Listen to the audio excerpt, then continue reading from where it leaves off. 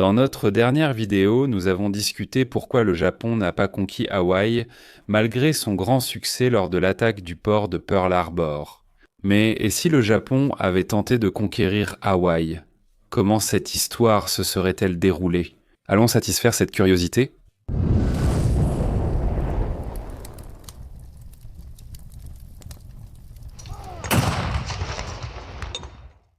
L'histoire contrefactuelle ou histoire alternative n'est pas une divination ni une fiction débridée.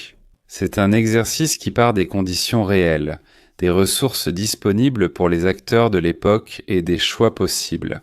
Il ne s'agit pas d'imaginer n'importe quoi, mais d'explorer des scénarios plausibles dans les limites matérielles et politiques de cette époque. Lorsqu'on parle d'une possible invasion japonaise d'Hawaï en 1941, il faut respecter ses limites. Le Japon ne pouvait pas soudainement créer des centaines de navires de transport qu'il n'avait pas. Mais on peut imaginer que, s'il avait redirigé des ressources d'autres opérations, il aurait essayé de constituer quelque chose qui s'approche d'une force d'invasion. Pour débarquer à Oahu, qui est la principale île d'Hawaï, le Japon aurait dû mobiliser au moins entre 100 et 150 000 soldats. Cette force équivaudrait à 4 ou 5 divisions d'infanterie complètes avec des unités d'infanterie, d'artillerie, de blindés légers, de génie et aussi de logistique. L'embarquement de ces troupes nécessiterait entre 200 et 300 navires de transport, en plus d'escortes supplémentaires. La force de couverture ne pourrait pas être seulement la Kido-Butai. Il serait nécessaire d'ajouter au moins 6 à 8 cuirassés pour effectuer le bombardement côtier de la zone d'invasion, en plus d'avoir plus de croiseurs et de destroyers pour protéger les convois. Le risque d'une contre-attaque américaine serait constant, exigeant une vigilance permanente de la part des Japonais. L'effet de surprise de l'attaque aérienne serait difficile à recréer lors d'une opération amphibie. Déplacer des centaines de navires sur des milliers de kilomètres d'océan passerait difficilement inaperçu. Supposons que, malgré les difficultés, la flotte japonaise parvienne à s'approcher d'Oahu dans des conditions permettant de lancer un débarquement. Les plages de l'île, en particulier Waikiki et d'autres zones plus plates, seraient les points probables pour l'action. Le débarquement rappellerait, à une échelle moindre, la future invasion de la Normandie. Des troupes japonaises sur des barges improvisées avanceraient vers le sable sous le feu de l'artillerie côtière américaine. Des mitrailleuses Browning, des canons de 127 mm et des pièces anti-aériennes adaptées aux tirs terrestres défendraient ces accès. Des chars japonais comme le type 95, Chagochar léger à canon de 37 mm et le type 97, Shi-Hachar moyen à canon de 57 mm, seraient débarqués pour soutenir l'infanterie. Cependant, ces engins étaient entassés vulnérables face aux armes anti-chars américaines et auraient en beaucoup de difficultés sur le terrain accidenté de cette île. La bataille d'initiale serait certainement sanglante, les Japonais pourraient conquérir les têtes de pont, mais avec un nombre très élevé de pertes.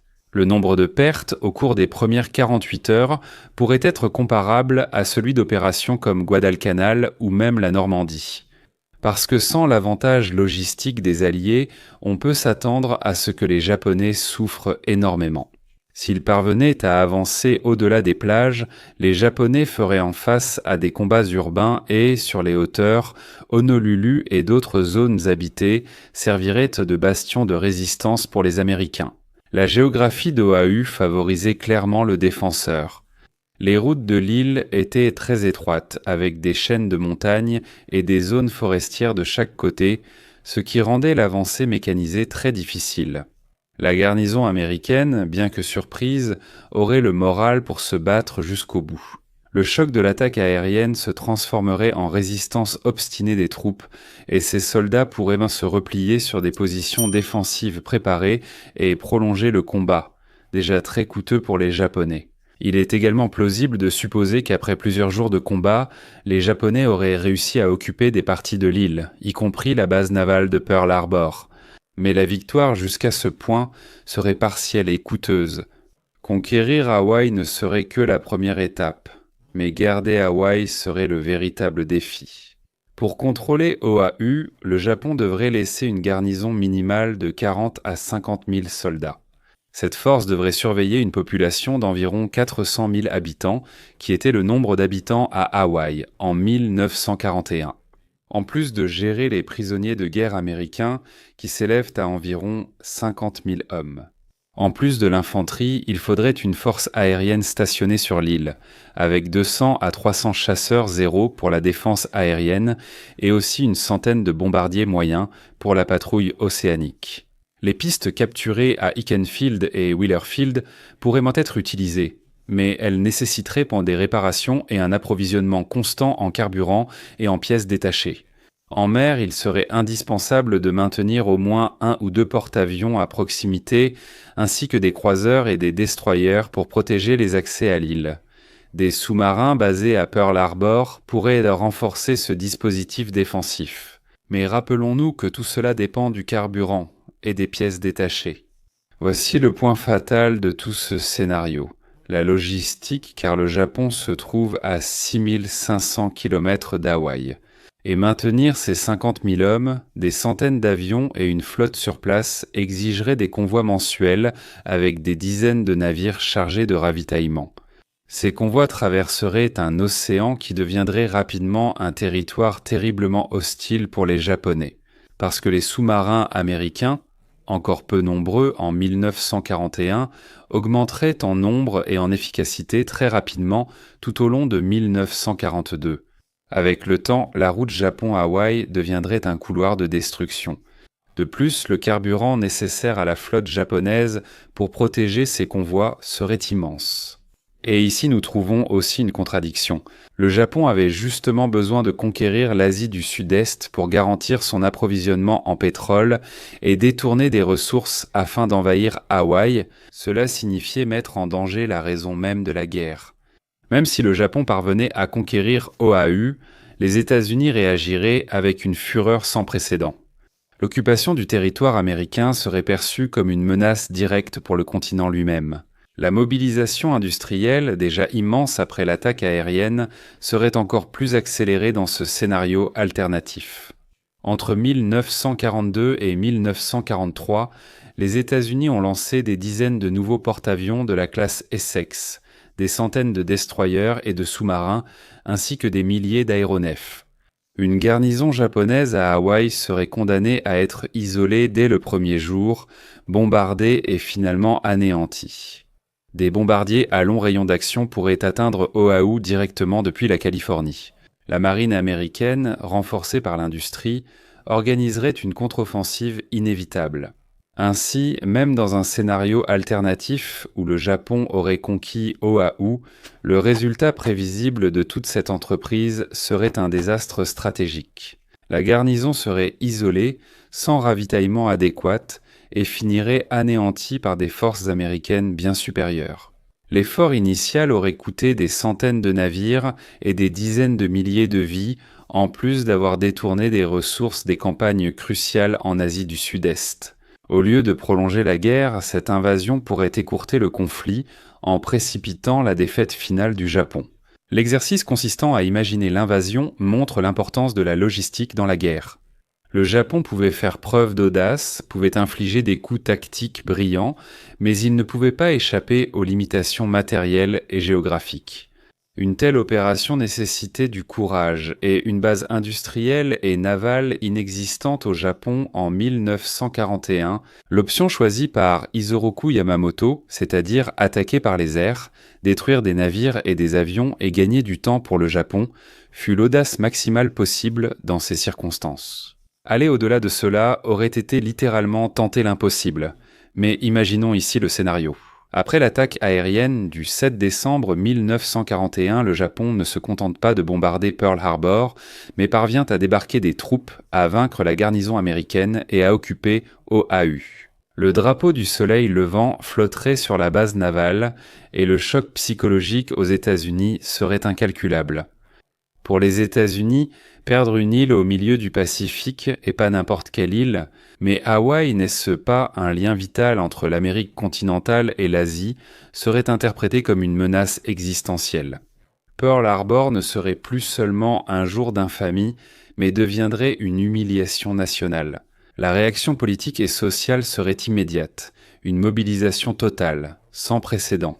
Franklin Roosevelt, déjà dans son discours historique du 8 décembre, aurait encore plus d'arguments pour convaincre le Congrès et la population. La narration ne serait pas seulement celle d'une trahison, mais d'une invasion territoriale.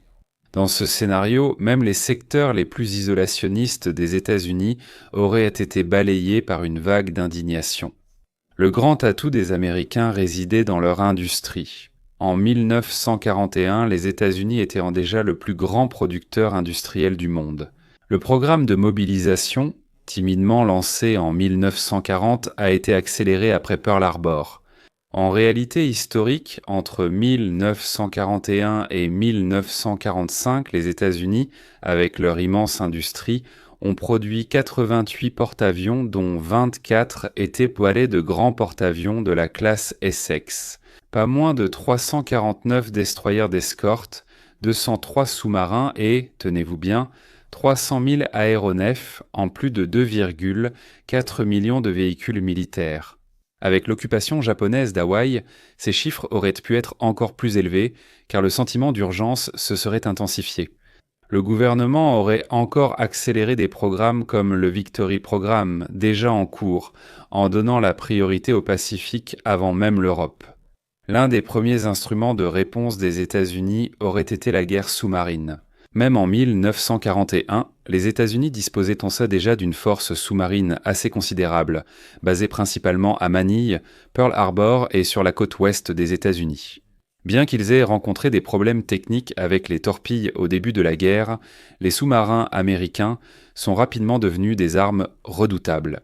Si le Japon occupait Hawaï, les convois de ravitaillement entre Yokohama et Honolulu deviendraient des cibles prioritaires. Les longues lignes de communication, traversant des milliers de kilomètres d'océan, seraient très vulnérables. Avec le temps, l'industrie américaine lancerait des dizaines de nouveaux sous-marins, transformant la route en un couloir de la mort pour la navigation japonaise. Dans la guerre réelle, les porte-avions américains ont pris le devant de la scène, après la perte temporaire des cuirassés. Des batailles comme celle de la mer de Corail et aussi de Midway ont montré l'efficacité de la puissance aérienne embarquée américaine. Avec Hawaï aux mains des Japonais, la nécessité de reprendre l'archipel accélérerait la production et l'emploi des nouveaux porte-avions de la classe Essex. Dès 1943, des dizaines de ces unités seraient prêtes à composer de puissantes forces opérationnelles. Chaque groupe compterait des centaines d'appareils capables de lancer des attaques massives contre des cibles navales et terrestres. Hawaï occupé deviendrait la cible numéro 1 de ces forces. Des bombardements aériens systématiques, semblables à ce que nous avons vu et qui ont dévasté Rabaul ou le lagon de Truk, réduiraient tôt les positions japonaises en ruine avant même une contre-invasion. Un autre facteur à prendre en compte est l'aviation américaine à long rayon d'action. En 1941, les États-Unis développaient encore déjà le bombardier B-29 Super Fortress avec une portée suffisante pour voler de la Californie jusqu'à Hawaï. Bien que cet avion ne soit entré en service qu'en 1944, les modèles précédents, comme le B-24 Liberator, pouvaient être adaptés pour des missions contre OAU. Ainsi, dès 1942 et 1943, la garnison japonaise à Hawaï aurait pu être la cible d'attaques directes venant du continent américain. La combinaison de bombardements aériens et d'attaques navales transformerait l'île en un véritable champ de bataille permanent. La logique américaine serait claire et sans équivoque. D'abord isoler, ensuite bombarder et enfin reconquérir. Cette formule a été appliquée sur plusieurs îles du Pacifique, comme Tarawa, Saipan, Iwo Jima et Okinawa. Avec Hawaï, l'échelle serait encore plus grande, mais le principe, assurément, serait le même. Les Japonais isolés auraient de plus en plus de mal à recevoir des ravitaillements. La faim, le manque de carburant et la pénurie de munitions mineraient leur capacité de résistance. Les défenses blesseraient n'allaient peu à peu neutralisées par des attaques aériennes et des bombardements navals. L'étape finale serait la contre-invasion américaine tant attendue. Lorsque la supériorité aérienne et navale serait consolidée, les États-Unis débarqueraient leur immense force de reconquête. Si l'on compare avec l'opération d'Okinawa en 1945, on peut même avoir un point de référence. Là-bas, 1500 navires ont été utilisés, transportant 181 000 soldats qui ont débarqué contre 100 000 défenseurs japonais. Le combat a duré presque 3 mois et a coûté des dizaines de milliers de vies. Dans le cas d'Hawaï, les chiffres seraient similaires ou même supérieurs, car les États-Unis n'auraient ménagé aucun effort pour récupérer une partie de leur propre territoire. Une force comprise entre 200 000 et 250 000 soldats pourrait être mobilisée, soutenue par des milliers d'avions et des centaines de navires. Face à cette avalanche de moyens, la garnison japonaise, aussi obstinée soit-elle, ne pourrait pas résister. Il est important de souligner que l'effet de la perte d'Hawaï sur l'opinion publique américaine serait immense. Pearl Harbor, l'événement réel, a déjà provoqué une profonde indignation, mais une occupation territoriale par l'ennemi aurait causé un choc encore plus intense, comparable à une invasion du continent lui-même. Et le gouvernement utiliserait ce sentiment pour justifier non seulement la guerre totale, mais aussi des mesures plus strictes de mobilisation économique et sociale. La conscription massive, le rationnement, la conversion de l'industrie civile en industrie militaire, tout cela aurait été beaucoup plus accéléré. Le pays tout entier avancerait à l'unisson, déterminé à reprendre Hawaï à tout prix. Et, au milieu de tout cela, un élément supplémentaire à prendre en compte est le contexte mondial. En 1941, l'Union soviétique faisait déjà face à l'invasion allemande, la Grande-Bretagne résistait à l'Allemagne en Europe ainsi qu'au Moyen-Orient. Les deux alliés considéreraient à tôt l'occupation japonaise d'Hawaï comme un signe d'aggravation du conflit. Il est plausible qu'une coopération plus étroite ait été établie encore plus tôt entre les trois puissances. Le pré-bail à l'Union soviétique et à la Chine aurait pu être étendu beaucoup plus rapidement. La priorité de la défaite du Japon aurait pu passer même avant celle de l'Allemagne, du moins temporairement. Indépendamment des détails, le résultat prévisible aurait été la défaite du Japon. Avec le temps, l'équilibre des ressources serait devenu écrasant. En 1942, les États-Unis produisaient déjà plus d'avions que le Japon ne pouvait en rêver dans ses rêves les plus fous. En 1943, cette différence est devenue abyssale. Le Japon, limité en ressources et dépendant des importations, n'aurait pas pu soutenir une garnison à Hawaï. Même s'il avait réussi à prolonger la résistance pendant des mois ou même des années, l'issue aurait toujours été la même: isolement, épuisement et destruction. Si le Japon avait occupé Hawaï en 1941, les États-Unis auraient réagi par une mobilisation totale. L'industrie aurait été prioritairement orientée vers le Pacifique. Des sous-marins, des porte-avions et des bombardiers auraient isolé la garnison japonaise et une contre-invasion massive, soutenue par des bombardements incessants, aurait repris Oahu en quelques années. Le prix en vies humaines aurait été extrêmement élevé, mais le résultat aurait également été inévitable. Loin de garantir la victoire au Japon, l'occupation d'Hawaï n'aurait fait qu'accélérer sa défaite, en précipitant l'engagement américain et en transformant l'île en un Stalingrad du Pacifique, encore plus grande que la bataille réelle de Manille. Partagez cette vidéo avec vos amis, abonnez-vous à la salle de guerre pour ne rien manquer et je vais m'arrêter ici. Merci encore pour votre écoute et l'accolade chaleureuse de la salle de guerre.